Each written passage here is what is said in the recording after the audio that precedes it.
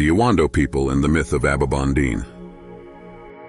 The Ewondo people originated from the larger Bantu family. They live in the rainforest and practice agro-fishing. They are known for their Bikutsi music genre. The word Bikutsi translates literally as beat the earth or let's beat the earth. Originally, the Ewondo practice ancestral rites marked by a certain degree of monotheism, but with the arrival of the Europeans, most of them are now nominal Christians. Long time ago, abobondene, the spider, and otanenka, the monitor lizard, were close friends, so intimate that they shared everything, their happiness, worries, and sorrows. They both believed in the same ideologies as they openly rebuked inhumane inclinations. One day, on their way back home from the farm, they engaged in a debate on the origins of good and evil. Before they realized it, they were on opposing sides. While Abobo held God responsible for good and evil, Otane attributed these qualities to man.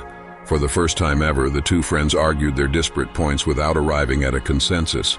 Unfortunately, no third party came in to help them solve the mystery.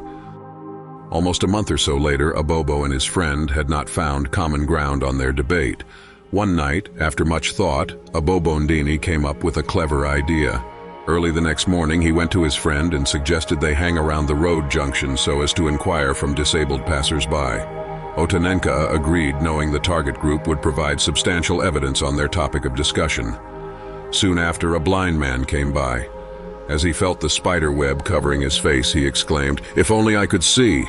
Before he sighed, Abobo cut in and asked, "To whom do you attribute your disability?" After the blind man had grumbled over the sarcastic question, he argued that Zamba, the Almighty God, knew why he created him so.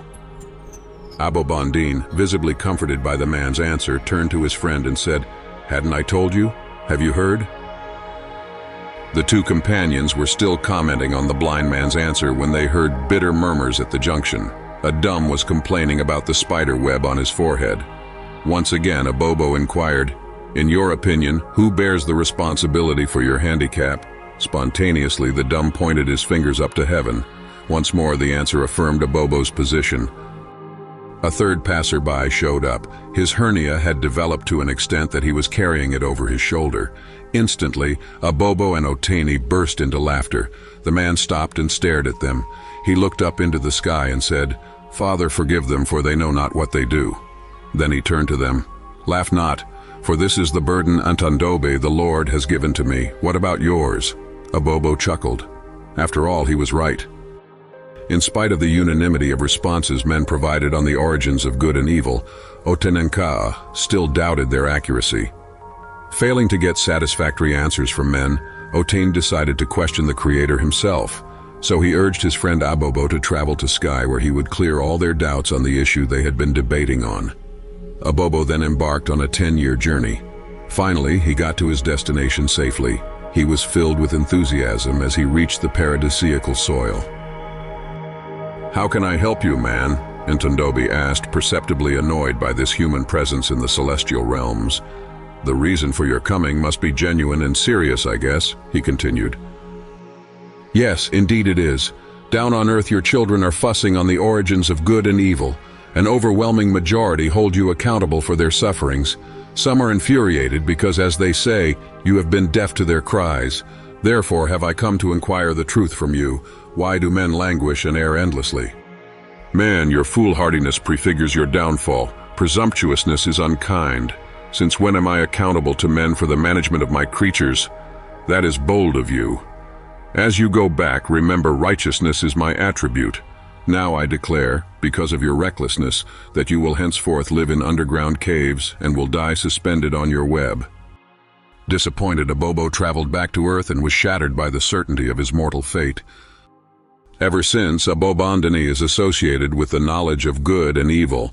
He symbolizes clairvoyance in the Bedi cosmogony, for he alone has met Ntandobe the Almighty.